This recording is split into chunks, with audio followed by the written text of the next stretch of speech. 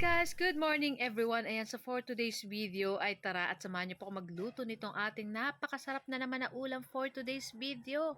Walang iba kundi itong ating ginisang mackerel at lalagyan natin guys ng miswa. Ayan, na-miss ko po ang miswa kaya ito yung aming lulutuin. And syempre hindi po mawawala ang kapartner na luncheon meat. So pag may sabaw-sabaw po tayo ng katulad ng ganito, ayan, masarap pong partneran na kahit anong klaseng prito. So sa akin guys, luncheon meat yung ipapartner ko dito sa ating ginisang mackerel with miswa. So tara na guys at samahan niyo po ako magluto and enjoy watching na rin po.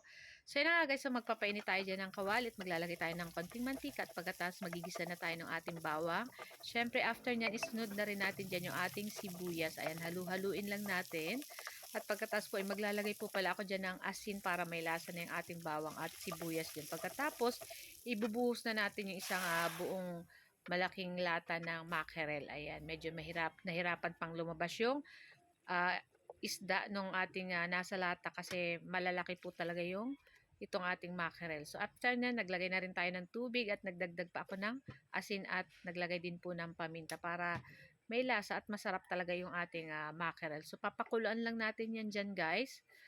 Siyempre tikman muna natin at pag okay na yung lasa, ayan, hintayin na lang natin kumulo ng toda. Ayan, charot.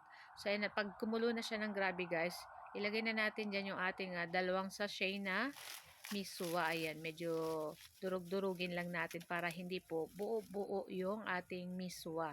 So, ayan yung ating unang sachet ng isang pack ng miswa at ito yung ating pandalawa.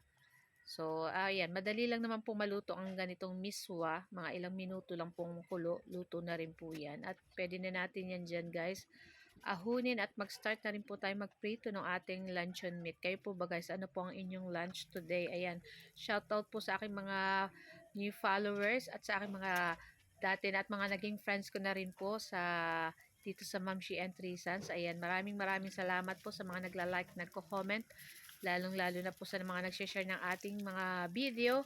Ayan, maraming salamat po sa inyong lahat. So, itong ating luncheon meat guys, lulutuin lang natin, babalik-din lang natin hanggang mag-golden brown. At pag nag-golden brown yan guys, pwede na rin natin yan dyan ahunin. Siyempre, huwag kalilimutan lagay ng paper towel para yung excess oil nitong ating luncheon meat ay hindi natin makain. O, diba? So, yan na nga. At luto na rin naman to guys. Ayan, pwede na natin yan ahunin maya-maya. Ayan. So, niluto. Masarap po sa luncheon meat. Medyo yung mga paligid niya is crunchy pag kinakain. So, yung ganito guys. Ayan, pwede na natin to guys ahunin. So, ayan. So, guys, ito lang po ang aming video today. At sana po ay nag-enjoy kayo. Huwag niyo po sanang kalimutan mag-like, mag-comment, at syempre pa-share na rin po ng ating video.